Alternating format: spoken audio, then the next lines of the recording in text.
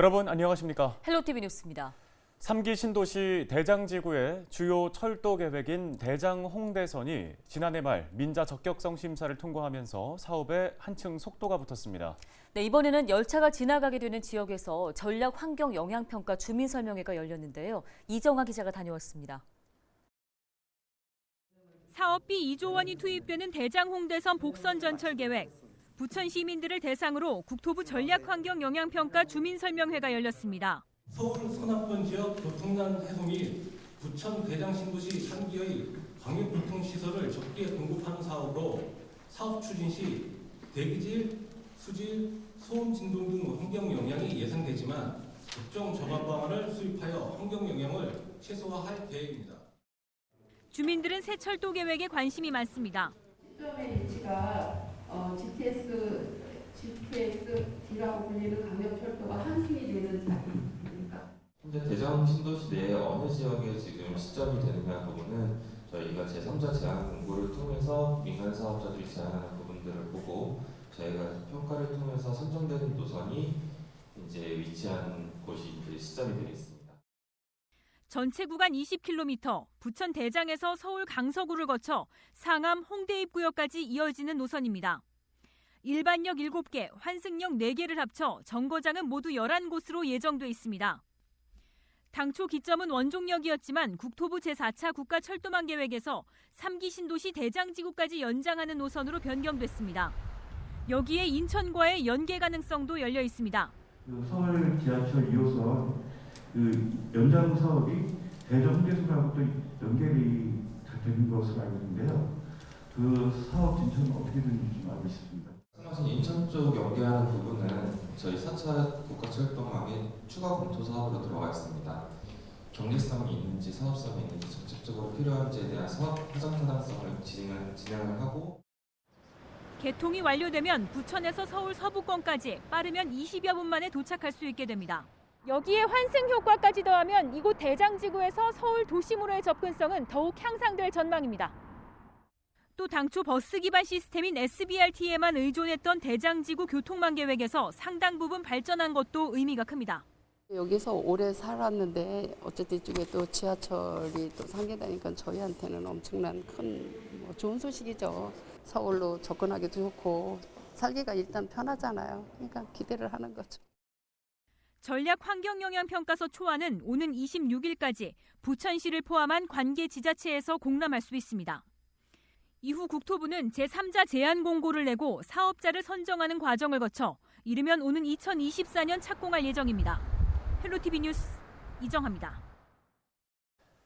김포시가 도시철도 운영을 위해 공기업을 설립하기로 하고 후속 절차에 착수합니다. 김포시는 올해 초 관련 용역을 통해 도시철도 운영 방안을 다각도로 검토했는데요. 위탁 운영과 공기업 설립, 공사 운영안 가운데 공기업 설립을 가장 효율적인 방안으로 보고 지난달 가칭 김포도시철도공단 설립안을 마련했습니다.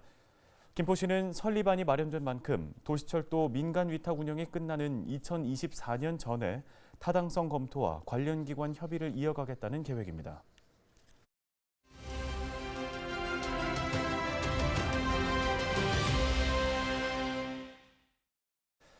인천시장 선거에 출마한 국민의힘 안상수 이학재 예비후보가 후보 단일화를 선언했습니다. 단일화가 국민의힘 인천시장 후보 경선의 최대 변수로 떠오르고 있습니다. 이재필 기자의 보도입니다. 국민의힘 안상수 예비후보와 이학재 예비후보가 인천시장 후보 경선을 약 2주 앞두고 후보 단일화에 합의했습니다. 이들은 7일 인천시청 앞에서 기자회견을 열고 인천의 탈환을 위해 단일화가 필요했다고 강조했습니다. 특히 국민의힘 유정복 예비후보가 인천시장 후보로 최종 결정되는 것을 막기 위해 단일화를 결정했다고도 덧붙였습니다. 얼마나 이름이 알려졌는지 인지도가 좌우하는 경선이 되고 있습니다. 그 결과 필승 후보가 아니라 본선에서 승리할 가능성이 전혀 없는 참패 후보 유정복 후보가 여론조사 선두를 달리는 두 예비 후보가 어떤 방식으로 단일화를 할지는 아직 정해지지 않았습니다. 이들은 앞으로 단일화 방식을 논의할 방침인데 경선 후보자가 결정되는 오는 13일 이전에는 단일화를 마무리할 것으로 전해졌습니다. 각자 가진 기득권을 모두 내려놓고 공정한 경선을 통해 단일 후보를 추대하기로 합의하였음을 시민과 당원 여러분께 보고드립니다. 국민의힘은 오는 22일 경선을 거쳐 인천시장 후보를 최종 결정할 계획입니다. 인천시장 선거에 출마한 인물은 유정복 예비후보와 심재돈 예비후보를 포함해 총 4명. 추가 단일화 가능성도 열려있는 만큼 예비후보 단일화가 국민의힘 인천시장 후보 경선의 최대 변수로 떠오르고 있습니다. 헬로티비 뉴스 이재필입니다. 더불어민주당 손민호 전 인천시 의원이 7일 계양구청장 선거 출마를 공식 선언했습니다. 손민호 전 시의원은 7대 계양구 의원과 8대 인천시 의원을 지냈는데요. 그는 서울 지하철 2호선 청라 연장과 문화복합타운 건립, 계양역세권 시가화 예정지 개발 추진 등을 공약했습니다. 구의회와 시의회 경험 그리고 또 중앙정치와의 어떤 연대 이런 것들을 통해서 계양구가 그냥 우물 안의 개구리로 있는 것이 아니라 대한민국에서의 계양구 또 세계에서의 계양구로 한 걸음 더 도약할 수 있는 그런 구를 만들어 보고 싶습니다. 더불어민주당 한병환 전 청와대 선임행정관이 7일 기자회견을 갖고 6일 지방선거 부천시장 출마를 공식 선언하고 주요 공약을 발표했습니다. 한병환 예비후보는 이 자리에서 현재 부천에서 진행 중인 대규모 개발 사업과 관련해 산업단지 육성을 중심에 둔 계획으로 재검토에 수립하겠다고 밝혔습니다. 또 부천 문화도시 정책을 1인 1예술 특기교육 등으로 확대해 시민들이 예술을 향유할 수 있도록 하겠다고 약속했습니다. 이와 함께 도시균형발전계획, 행정체계 개편 등을 주요 공약으로 발표했는데요. 문재인 정부 청와대 대통령 비서실 선임행정관과 부천시 의원 등을 지낸 한병환 예비후보는 현재 대통령 직속 일자리위원회 TF위원으로 활동하고 있습니다.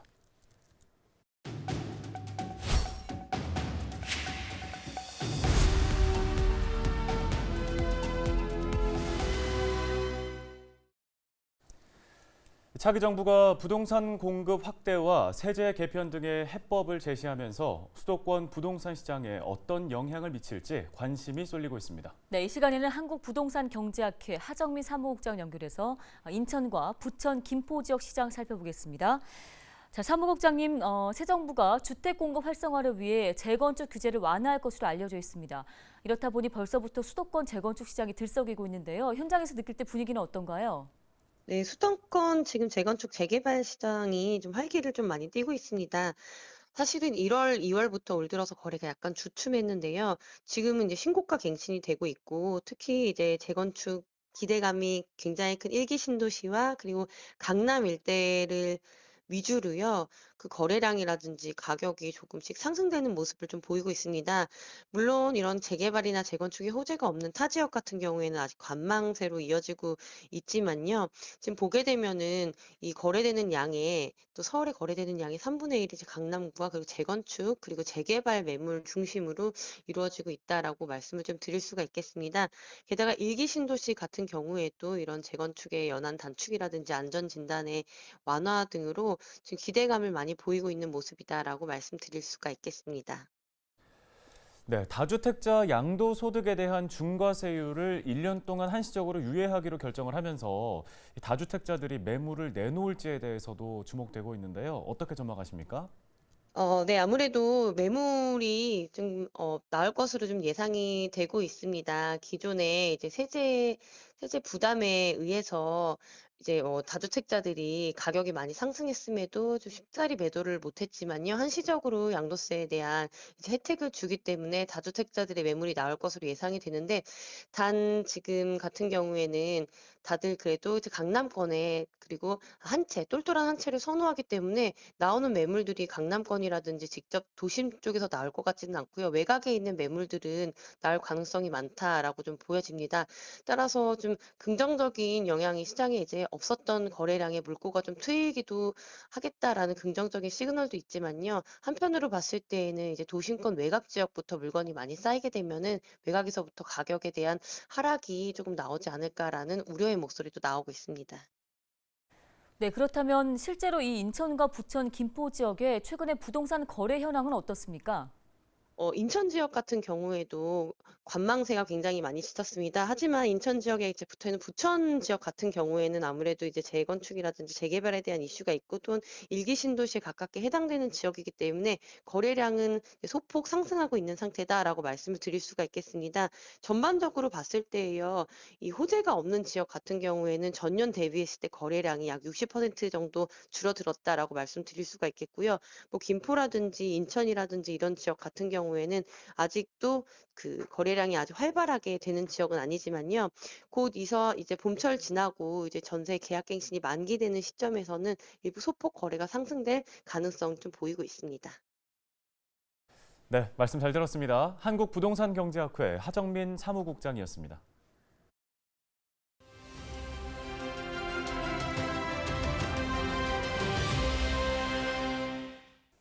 네, 외식이 마음처럼 쉽지 않은 요즘입니다. 김남우 아나운서, 네. 집에서 음식 잘 만들어 먹나요? 네, 저 집에서 해 먹긴 해 먹는데 네. 이게 식재료 준비하는 게 좀 어렵다 보니까 밀키트라고 하잖아요. 네. 이 간편 조리식품을 좀 자주 이용하는 편이에요. 종류도 생각보다 다양하고 조리 방법도 꽤 간단해가지고 좋더라고요.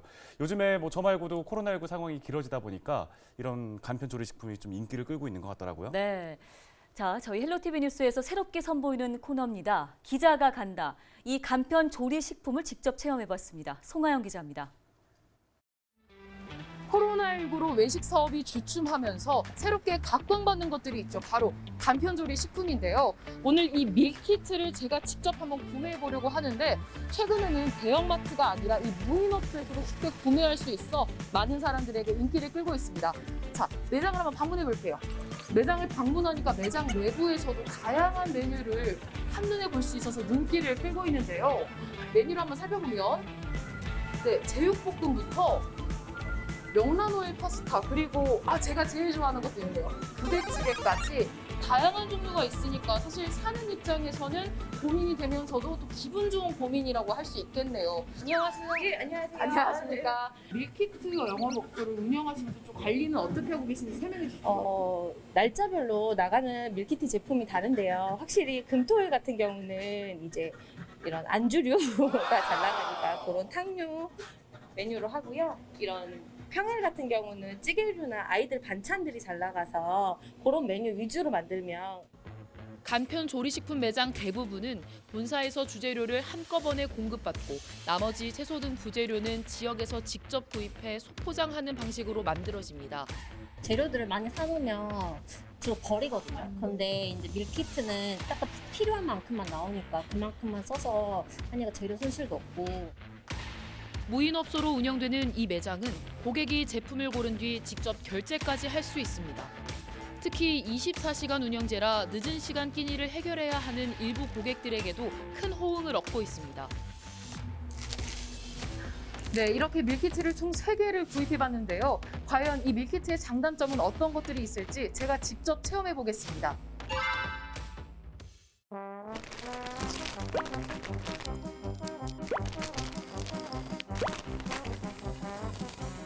간편 조리식품을 일일이 분리해봤는데요. 이렇게 보시는 것처럼 재료 하나당 비닐팩으로 감싸져 있는 것을 확인할 수 있었습니다.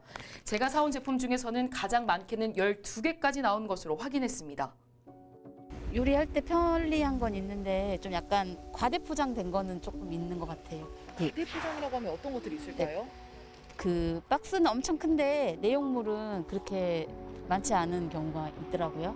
포장이 소분되어 있는 것 자체가 좀 비닐도 엄청 크고 버릴 때 많이 나온다는 느낌이 많이 들었어요. 코로나19 대유행 시기, 배달 음식과 간편 조리식품은 선풍적 인기를 누리고 있습니다. 환경단체는 이로 인해 일회용품과 플라스틱 발생량이 20% 넘게 증가했다는 조사 결과를 내놨습니다. 편리하다는 매력 뒤에 환경 문제에 대한 응답이 과제로 남으면서 친환경 소재로 탈바꿈하기 위한 간편 조리식품 업체들의 노력이 뒤따라야 할 것으로 보입니다. 헬로티비 뉴스 송하영입니다.